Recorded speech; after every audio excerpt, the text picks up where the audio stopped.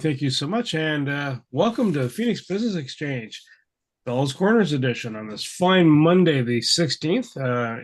Hopefully, you're enjoying this warm weather and getting that last bit of summer out of the system.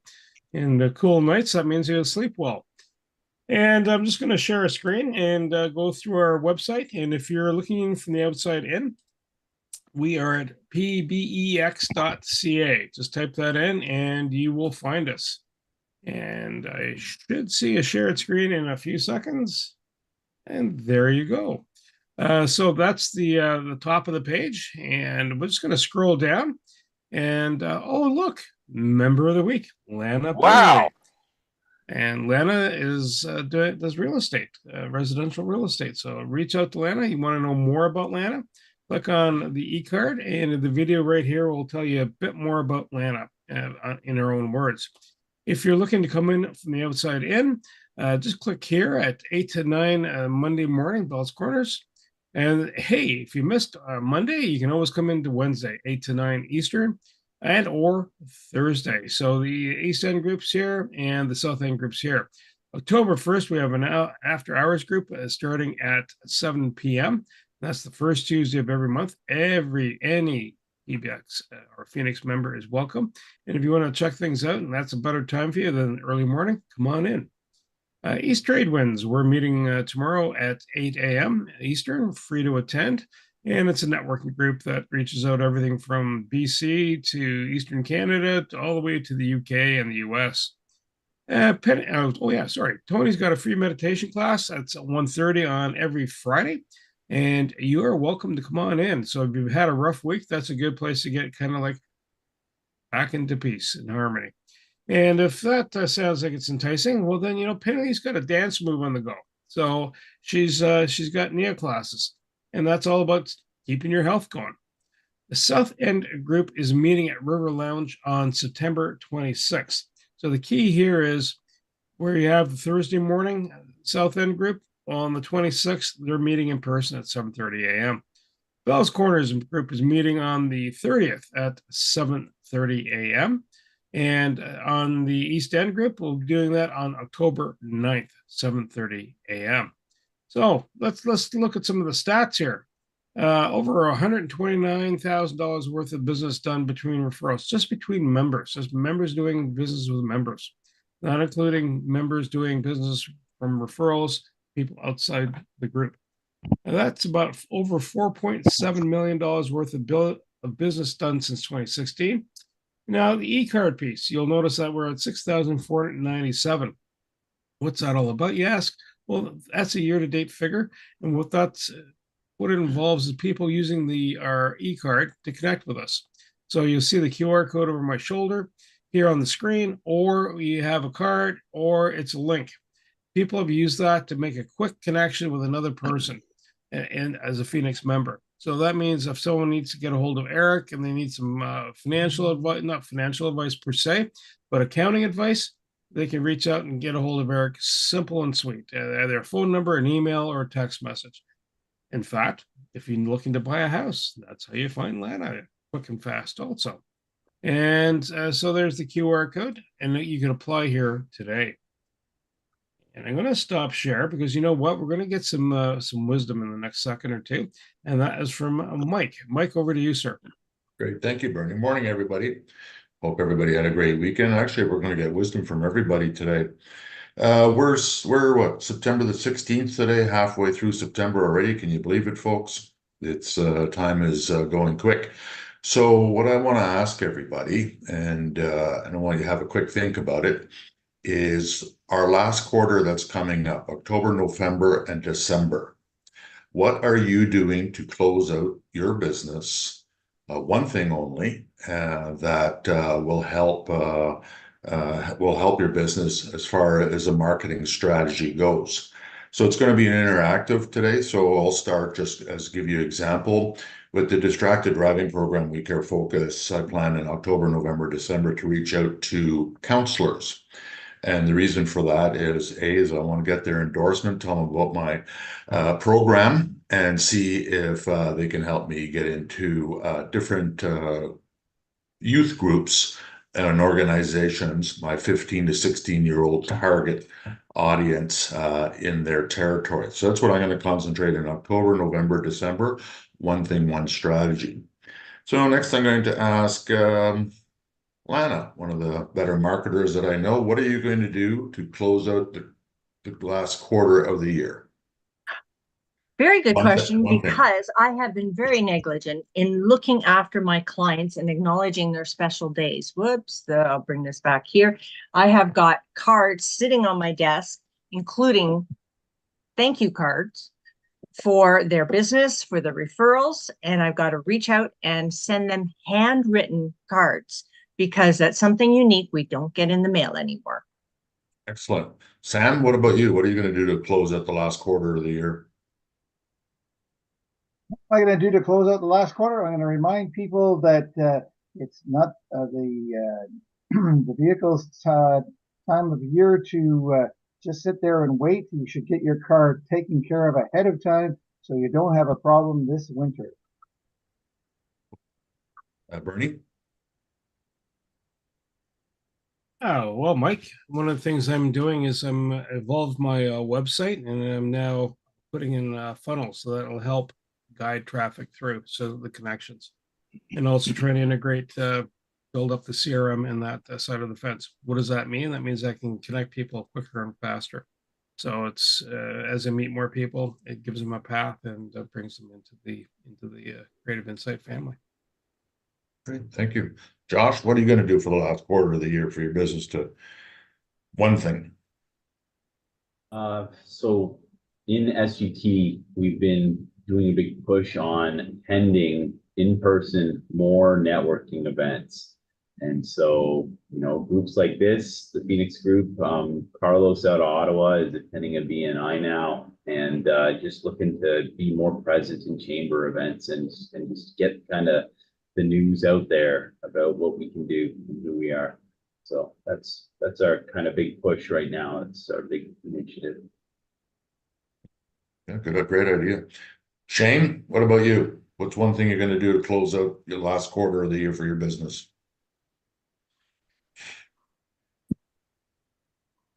We're integrating another practitioner. Hi, Anne.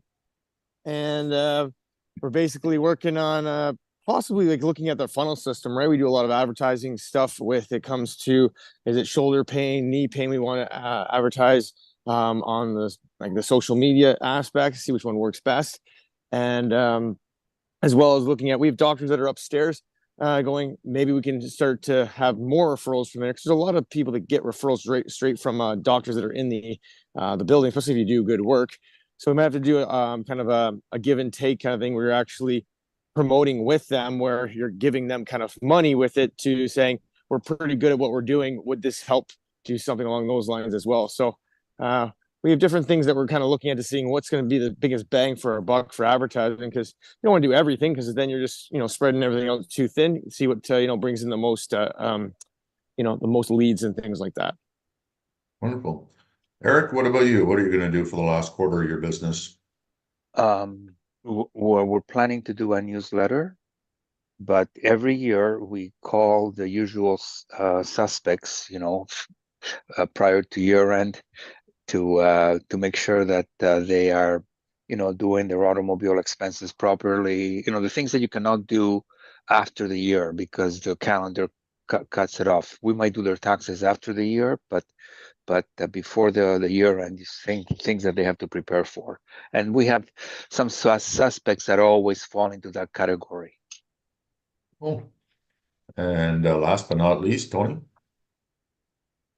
Well, it seems like this year has been very successful for classes. Been doing a lot of classes this year, much more than last year. We've already hit our records for that. And so going through my previous students, I have a new class coming up to get people that are light workers, people that do things like Reiki, any kind of healing aspect, and they have no idea how to bring that into a business perspective. So going through all of my list, I got about 45 previous students that have taken my courses, and we're sort of focusing on that, and I have another marketing plan with the people that we buy our tuning forks from to see if we can get them to send out an e-blast for their own clients. There's over 1,000 that they have worldwide, so we're trying to tap into that. But yeah, it's just using the list that other people have to try to gain something for us. You know what? I see that Dwight and Nicole have joined us. Who's on the call? Is it Dwight or Nicole or both? I think it's Dwight. So Dwight, Dwight, we were just talking about in our education with the last quarter coming up, October, November, December. What's one thing you're doing in your business, you and Nicole, to close out this year? We're hoping to have our patties distributed in a couple of locations so that we can basically, I guess, up the ante in terms of just allowing the income to flow a little bit more. Wonderful. Thank you. Well, thanks for sharing that, folks. Also, too, I mean, time has gone so fast that before you know it, we are going to be at the end of the year. So the big tip, too, is your business plan, marketing strategies, what have you, for 2025 moving forward. If you are, planning to do a business plan for the beginning of the year, January 1st, believe me, start now. And that way you'll have a nice transition and flow, especially over the Christmas holidays. A lot of people get caught up things, it's that time of year where we can relax, reflect on what's important in this planet. But at the end of the day, before you know it, January 1st comes along. And I've seen many, many entrepreneurs that, you know what, I got to get my business plan. And before you know it, first quarter of the new year is already gone and they're just starting to implement their plan. So don't procrastinate on that. And thanks for sharing this morning. Back to you, Bernie. Yeah, thank you so much. So I just put into the chat our LinkedIn live post feed, so you can put your contact details there in. And one more snip before we start going around robin of, hey, what's going on in your week? And what BAMs, business activity meetings, and or referrals have happened. And you know what? We're going to start off with, all the screen went dark all of a sudden. I don't know whether to pick Shane or Josh. Shane, are you available, sir? And there we go. Josh, go ahead, sir. You're up. You showed up first. Nice. Morning, folks. I'm Josh Lamb. My company is Sterling Grace Technologies, and we are your one-stop shop, your single point of contact for everything that you need on your IT side. Half of what we do is managing your IT support, your technology, your team members, your servers, your disaster recovery, that kind of stuff, and planning. And then the other half of what we do is custom software development, which includes websites, anything from a brochure website for marketing purposes to e-commerce, comprehensive e-commerce going from shopping carts all the way up to totally custom carts that integrate totally with your processes. We look at automating your systems anywhere that we can. And so what you might not realize is that a lot of common software that people use today, the one that most immediately jumps to mind is QuickBooks Online. They have what's called an API, which is a fancy programmer term for a way for programs to talk to each other if you know how to make them talk to each other. And so if you want to reduce redundancy, if you want to stop having to enter customer details into two systems and end up having 10 different versions of addresses where you really should only have one version of that address, and preventing mistakes, you could be validating things like phone numbers and addresses against APIs with Google, with Google Maps and that kind of thing. And you can basically save yourself hours a week if you have a sales team. You can get them focused on building relationships instead of filling out TPS reports. So if you want your company to be more streamlined and less full of headaches, and if you want to spend time building relationships and making money, We know how to make your technology make you money. Give me a call if you want to find out how to make that happen for your business. Thanks. Josh, thank you so much. Shane, if you're available, sir. And there we go. Give me 10-second countdown, Bernie. That's what I need sometimes. All good. So, what's coming up on September 28th, guys? That's right. Concussion walk time. Okay. Still looking for people to come on in. You can sign up at the website. I think there's a thing that Bernie was posting for us on the Phoenix page, just saying that what time it is. You can sign up just to say you're coming, free of charge. You just come, show up. There'll be some refreshments, lots of good stuff. Do that. It'll be a short time, probably about 10 to 12. That's about it. So, hey, Saturday morning, if you can help us out, that would be great. We'd love to have more the merrier. Just be there and everything else. So anyways, do that. And once we have that kind of done, here's the concussion hint for today is basically everybody, when you have a concussion and you're getting tired, switch your activity. So go from a physical activity to a cognitive activity. So if I'm doing laundry, I'm doing that. And then I might do something on my phone, doing some text messaging, or if I'm doing email catch up, one of those things. Okay. So that's what I want you to guys think about. So save your energy when you're in a concussion so you guys can do things longer. Your batteries don't get depleted and you're doing a lot better with that. Okay. If you have any questions about that, give us a call. We're at 613-505-5000 for Proaction Health and Performance. Remember, guys, we see results. Take care. Shane, thank you so much. And the next kind of announcement is we're looking for a financial advisor, and that's for like life insurance and whatnot for this group. So reach out to Penny Lee if you have a contact that would fit. And I'm going to be swinging over to Lana and then Dwight. So if you have any, yep, there we go. Lana, go ahead. I waited till you finished. Thank you. Good morning, everyone. I normally don't talk about my listings or the properties I have available, but what I like to talk about is how I market them. And many people say, well, you want to market them to get to the buyers, right? Not necessarily. And buyers don't necessarily have the money or the qualifications. I market my properties to realtors and to buyers agents because these agents are the ones who've got the buyers who are qualified and who are ready to buy. Trust me, an agent or a realtor is not going to waste their time driving around with a buyer if they're not qualified and they're not ready to buy, because it's just way too much work and way too much wear and tear on the body and on the car. So when you're looking to hire a realtor, commercial or residential, make sure that the realtor has got a plan to market to the right audience. And that, in this case, would be, in my case, is often the realtors themselves. It's not necessarily the buyers.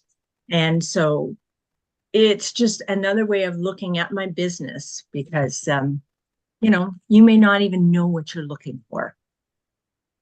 So that's it. Lana Burnley, residential realtor.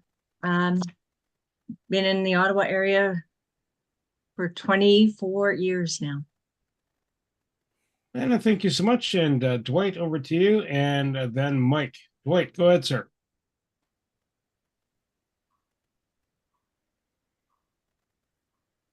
And we'll come back to Dwight and Mike, over to you, sir. Great, thank you. Morning, Mike from We Care Focused Distracted Driving. My target audience are new drivers, so 16, 17, 18-year-olds, and also about to be new drivers, the 15-year-olds that are getting excited. I teach them the financial ramifications and the emotional consequences if they don't focus at the task at hand. And next week, I'll be doing a presentation and for the Phoenix Group, and it'll be titled "Don't Underestimate Guilt. It Can Be a Killer." So I invite you, if you happen to know anybody that has a new driver in their family or a parent or somebody that has still a habit of texting and doesn't feel there's going to be any ramifications from doing that. That's the topic which is going to be next week. It's going to be a tough one, but the message is serious and it's clear. So I invite you to invite people to come up next week, join our group, and obviously that'll give Phoenix a little bit of an exposure too. And so that's it, steering you straight. Mike, thank you so much. And over to Sam and then Tony. Sam, over to you, sir. Thank you, Bernie. I didn't realize I still had my mic on. There's my contact information in the chat. Sam Stores, connectedcars.ca. Well, you know that my main thing, and that is dash cameras in vehicles. Great for your opportunity. Well, I should say great, but can save your butt when it comes to an accident, and when it comes to the finger being pointed at you when you actually didn't cause the accident. I've had that happen to me, and I know I've had several customers have that happen to them that had dash cameras that proved that the accident was caused by the other person. So if you don't have one of those in your vehicle, Lana didn't have one, and now she does, and I'm sure she's glad she does because it provides that little bit of insurance that in case if you have an accident. Well, besides that, I do oil change and brake jobs, and I want to talk about one thing that I stopped doing in the wintertime, and that is car cleaning. I do it in the summer and the weather's nice, but I don't do it in the wintertime. So if you need your car detailed, especially on the inside, you got food wrappers and maybe things left over through the summer, maybe some sand from the beach. Think of me and maybe refer me to someone you know. I can get that all cleaned up for them, getting the inside nice and clean. That's it for me. Well, BAMS wise, I want to talk about BAMS because I had an occasion at a referral from our friend Dave Belleville. He has a friend who has a Tesla, and he was told by the Tesla dealer, I guess there's only one in town here, that he needed brakes. And I kind of know that one thing good about electric vehicles, they don't go through brakes very often. They go through tires a lot, but they don't go through brakes very often. So I had him bring his vehicle to me late last week, and sure enough, he didn't need brakes. So if you get in a situation where you're being referred that you need brakes on your vehicle, especially when you have a Tesla and it costs big bucks to do that, maybe you want to check me out and have me look at them just to make sure that actually you do need brakes or not. That's it for Sam Stores, connectedcars.ca, today's mobile electronics without the cost in a vehicle, and a heck of a lot more. Sam, thank you so much. Dwight, if you're available, go ahead, sir. Morning, everyone. Hopefully you can hear me. Yep. Yeah, it's been a little hectic for the last little bit. Quite a few vending all around the city. We had a regular this past Saturday down at Lansdowne. Pretty busy, and today or actually this week will be a little bit more low key. But we do have consistent vending on the weekend, so we'll be over in Greeley Sunday. 10 to 2 for anyone who wants to pop by for the morning just to get a morning snack or late afternoon lunch. So that'll be at Greeley. But our patties have been going well. We've we moved over to kitchen over by the kitchen there, doing all our prep there and just getting ready to hopefully get our machine in so we can speed up production for patties. And as I mentioned earlier, looking to get those distributed in a few of the stores around. But it's been pretty going well with Tasty Life catering, and anyone that has any needs for vegan food, plant-based, that's or South Boylan. So Tasty Life. Dwight, thank you. And Tony, over to you, sir. Thank you, Bernie. I got a call on the weekend from a client. They wanted to have some fun when they were downtown on the Byward Market. So there was this sign that for a psychic reading for $20. So she went in. It was just a fun thing, and what ended up happening was the guy had detected that you have a curse on you, and so we could clear that if you like. So over 5 sessions, over the next probably 3 to 4 weeks, she had to go back a few times to clear this. She ended up spending over $700 on what he had mentioned that there was a curse on her. And I was following that energy as she was talking, and it was interesting that he was the one that actually put it in there.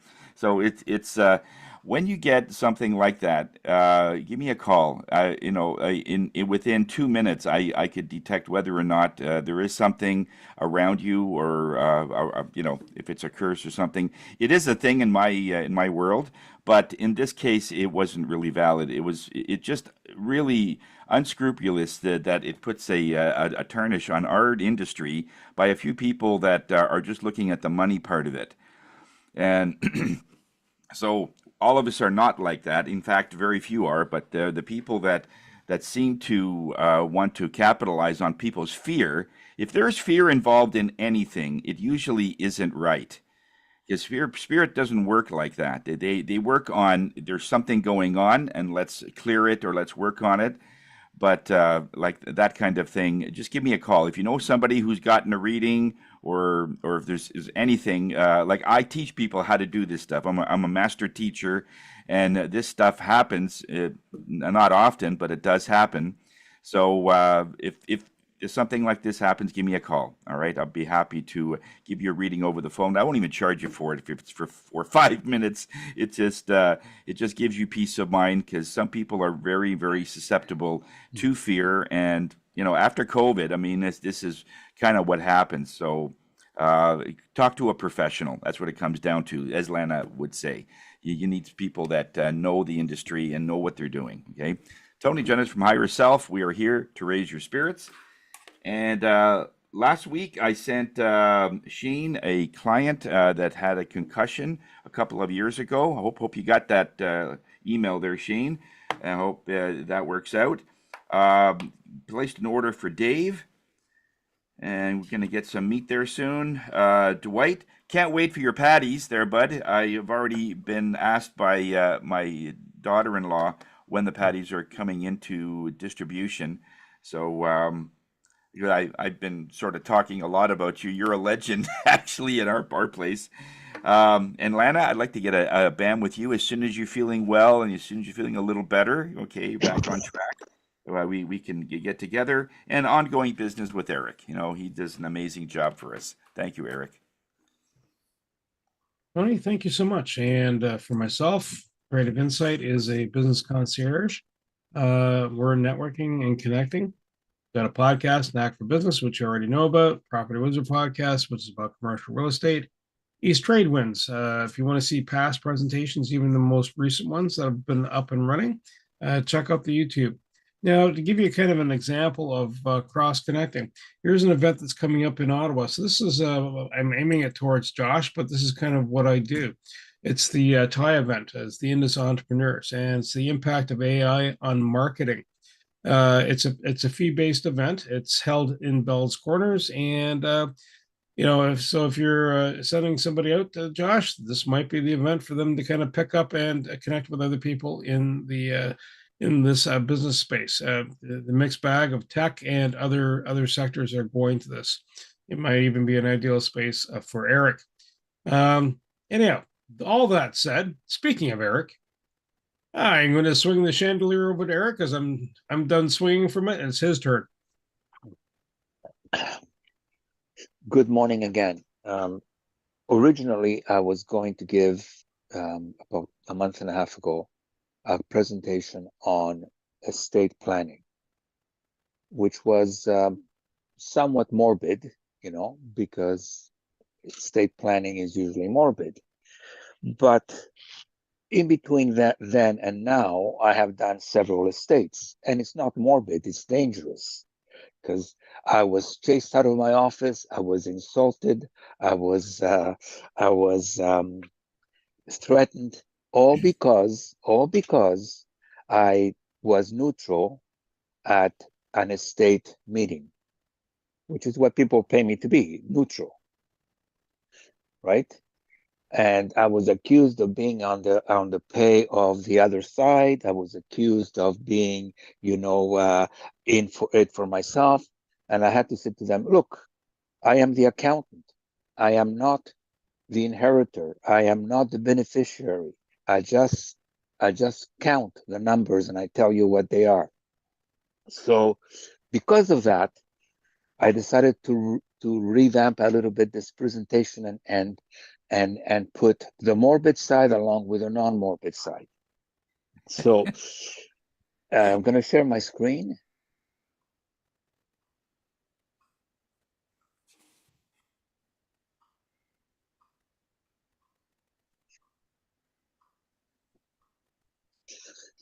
So the slides that you're going to see are mostly from the morbid side of the presentation.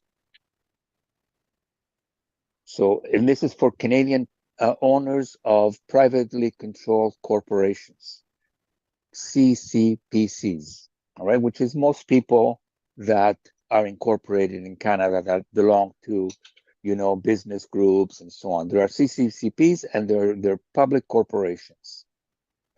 Within the CCCPs, there are two kinds of CCCPs. There are the active business CCCPs and the passive business corporations.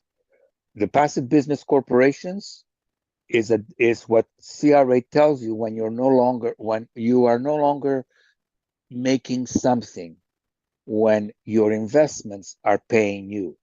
In other words, you were a construction company building buildings, and now you no longer do that. Now you are a renting company that rents an office tower. You're a landlord. That change from a CCPC to passive income is one of the major changes in Canadian structure. Most of you are in active income. Now, perhaps I should define what active income means, because most of that definition comes from CRA.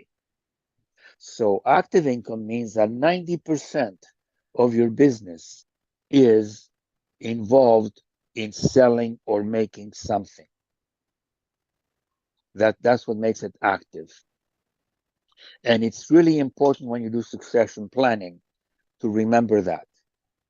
It's very difficult to do succession planning when it's a very old corporation that no longer is active, that is passive, because the tax rates change drastically for that. So one of the ways that we do tax or succession planning is when the business is still active. Now, there are two ways that there are two ways that we have to do succession planning, or that we go into succession planning, rather. No planning, and you just have a will, and in the will, you stipulate who your business goes to. Or no planning, you don't have a will, and you're married, and your business goes to your spouse. The shares go to your spouse. Either way, there's going to be a disposition, unless your spouse is really keen on continuing what you're doing. So because of that, even when you don't have a will, even when there's no planning, if you have a spouse, you do have a delayed succession plan. So the planning of a succession of a corporation, you take advantage. It says there 1 million capital gains exemption, but it's now up to 1.5 million. 1.5 million capital gains exemption, because the government keeps playing with that number. And you create something called an estate freeze. Now, what is an estate freeze? What's a fancy way of saying that you freeze the value of the estate today with your shares, and future value belong to other shares that you've issued. That those shares are held by your beneficiaries, by your family, your kids, and so on, right? And you freeze the value of yours today, and they pay you for that value. So over time, they will pay you for that value. The advantage of doing that is that it protects your business, especially if you have a, like a frisbee tire type of business, one of the, those things that are visible in the community. It maintains service to the community. It builds value for the business.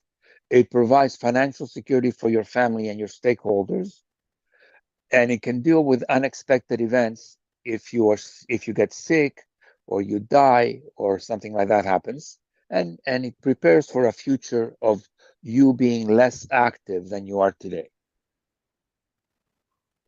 When do you start doing that?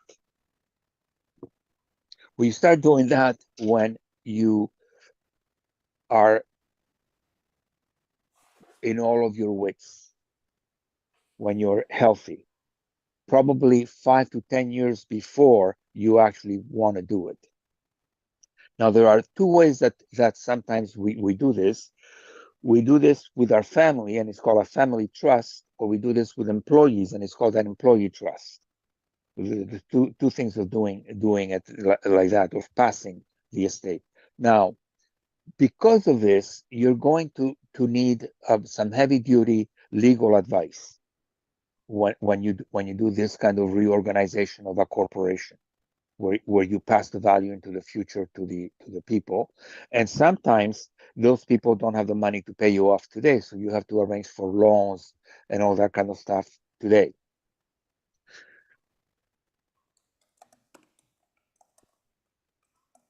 So when you're doing this arrangement, whether it's a family trust or an employee trust, you have to set up a framework which contains your goals and objectives.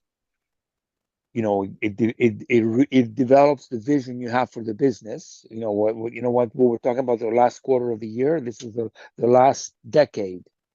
The next decade coming up. It determines your retirement and post-retirement goals. Like how much you want to get out of the corporation and how much you need to get out of the corporation. It should involve your family members if you have adult children. It should create for a conflict resolution mechanism so that you don't abuse the accountant and the lawyer when you're no longer here. And you select a successor. And what you do, and what happens after this, once you've thought of all of this, you have to go through some sort of personal training or personal, knowledge base that measures the core skills and of your successor. That like you look at the people who to succeed you and find out, what they need to continue to the company, whether they need more training, whether they need more skills. All of that you do years before you give them the company. And you also train yourself in how to how to absolve yourself from the business. Sometimes when we pass the shares to a family member, because let's say we got into a health issue and we can no longer continue being as active, and that comes as an accident rather than as something that progressed to a stage. Sometimes when we do that, we really do not want to sell the company, emotionally speaking. We are forced to do it, but we don't want to do emotionally speaking. So we don't want to get out of the day-to-day management of the business. And you cannot do that when you do estate freezing and you do succession planning. You have to take yourself out of the management of the day-to-day business. And that's tough to do for those of us who have had 40 or 50 years of hands-on management, to see our 30-year-old son take over the business and only give us a payment every month for the shares that they bought. And it could be detrimental to your health. the plan should take or should include a financial plan to determine the transition of your business, contingency planning to see if something happens, what you will do, because sometimes the person you choose to succeed you does not want to be the successor.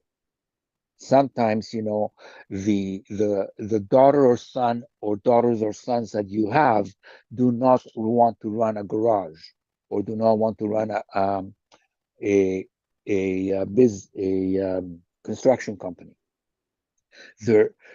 It's not much of a problem in smaller businesses, but it's really a problem in medium-sized businesses. You know, we have in Canadian history, we have names that no longer exist. One of those names is Steinberg's supermarket. Steinberg's supermarket doesn't exist because the people who inherited the shares, you know, Steinberg's did all of this properly, all of the freezing, but then the people, you know, the people who got this, the second generation that got this said, no, we don't want to be in the grocery business. We want to take all of the value out. And they sold out all of the company in spite of the fact that some other members in the company wanted to maintain the company. So you have to make sure that this is not something that is going to create a problem later on. You can plan with your current kids now, but you cannot plan for your grandchildren. They're the ones who are going to undo all of your planning, unless they are really dedicated to the type of business you're doing. And let's face it, some people, you know, with money do no longer want to do the type of business that you're doing.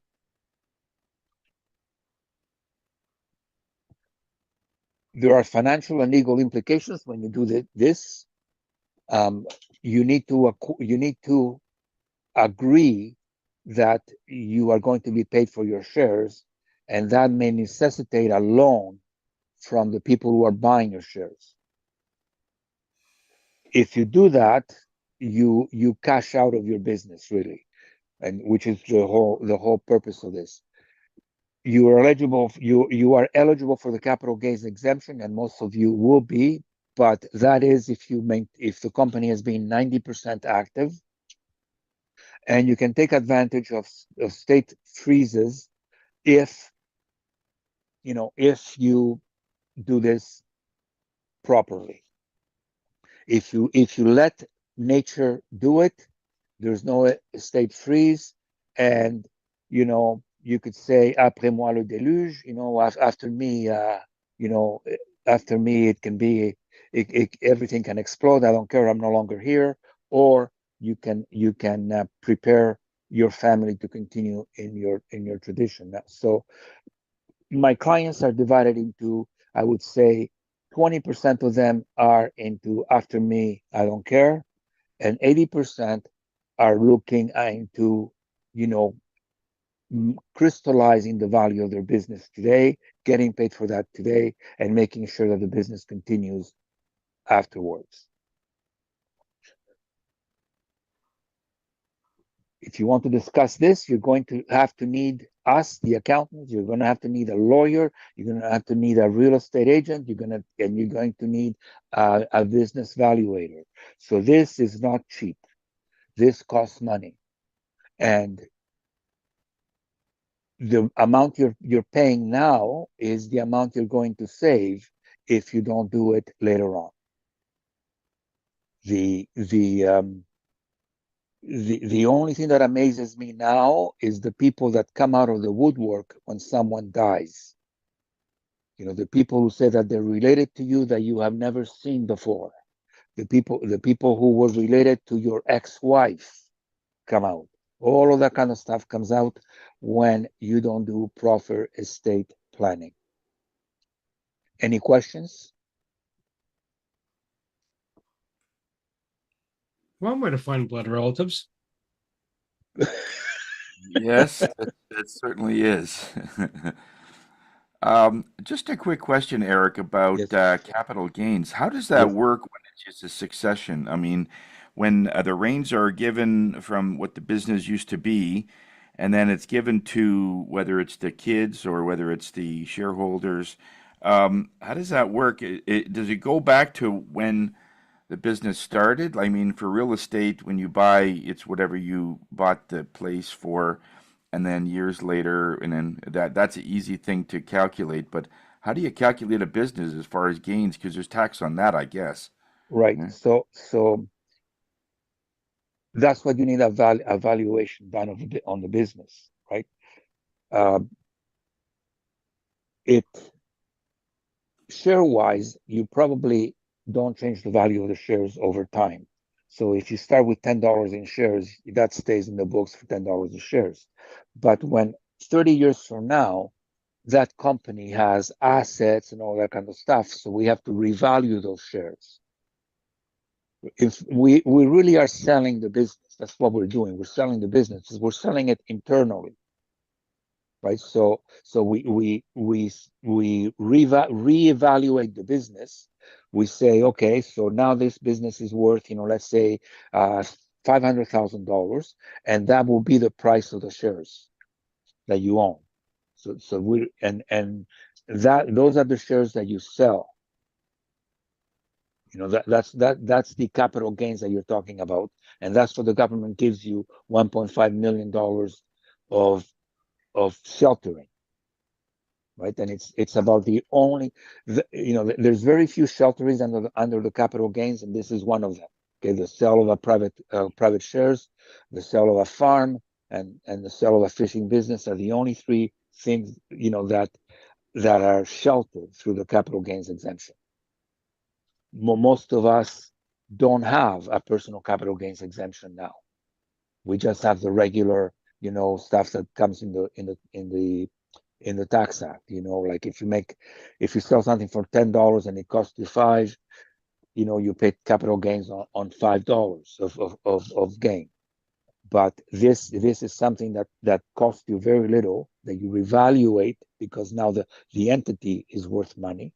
You reevaluate and you say, my business is worth $1 million. You sell it to the next generation for $1 million, right? You crystallize your shares at $1 million, and they take other types of shares in the business that are voting shares, and your shares cease to be voting shares. Sometimes you don't want to do that, and you want to keep your shares as voting shares, and then they would be provisors. They would say, okay, you can keep those shares as voting shares for the next 5 years, and after that, they're no longer voting shares. And that's why you need lawyers to do this, because it can get very archaic and very difficult to set up, depending on what the people buying want to do, even if they are related to you. But estate planning is better to do with people who are related with you than with strangers, but it can be done with strangers as well, except, you have to go for the values as an evaluator sets up, because that's how people want to buy a business. So if a child is sort of put down as a shareholder or an entity of the business, and they're 5 years old, they start off. You can't do that. What's that? To be a shareholder, you have to be of voting age. Ah, okay. Okay. All right, yeah. So They have to be able to put up their hand. right. Right. So you cannot take your nice, 5-year-old that is in kindergarten now and say, I'm going to make him a shareholder, because then the attribution rules will come in anyways. But you can set up a family trust that provides for that. Okay. You can set up a family trust that can provide for that. That can say, those shares will be held in trust by his mother or by me. And when he gets to be, or she gets to be, 18 or 19, they go to him. Now, I ask, would you want an 18-year-old to run your business? Maybe not. Yeah. Well, it So depends if beware it's with a those. TikTok, if it's a TikTok business, yes. Yes, because those Yeah, those really. 5-year-olds have a tendency to become 18-year-olds, Yeah. right? So And yes, vice versa. and And vice vice versa, versa. right? They act 18 and Yes, they yes, react like. but this is just a sampling of what you need to entertain, and the reason I sometimes say that present this once a year is because I think that we do about 30% of our work is estate, estate and usually we don't do estates of people that we know. It's estates that come in from that we have never met the people who were alive, right? Really? So usually we do that.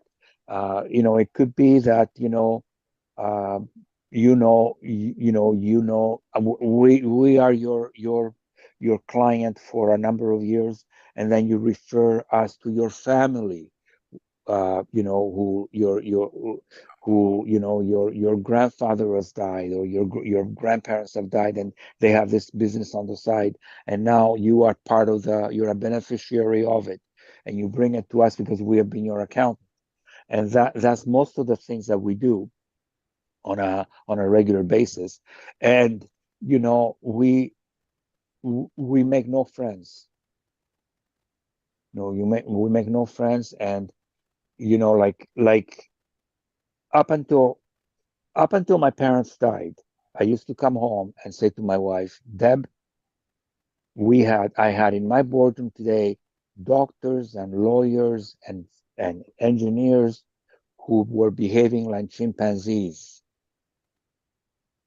And then my parents died. And they lived in Toronto. And I came back home and I said to my wife, Deb, I became a chimpanzee, because in an estate, you when you come into you as a beneficiary, when you look at your other family members, you don't look at the lawyer or the engineer. You look at Tony over there and Joey over there, who were 5 years old, and all of those emotions come out, and you become a little monkey, in that room. So and that's what I sometimes, as an accountant, I come into a bunch of little monkeys playing in the room, and swearing at each other.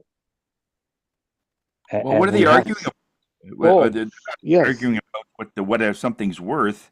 Well, what would Well, they? they argue that it's worth more than it actually is on paper, Oh, okay. and Yeah. that they're more related to you than the other people were related to you, and that you love them more than you Love love me the other more. guys.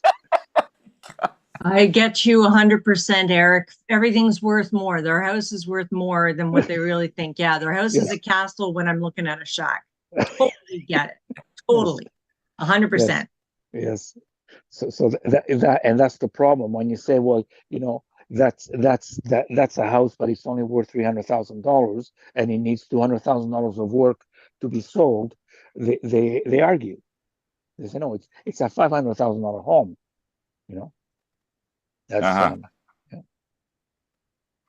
and yes,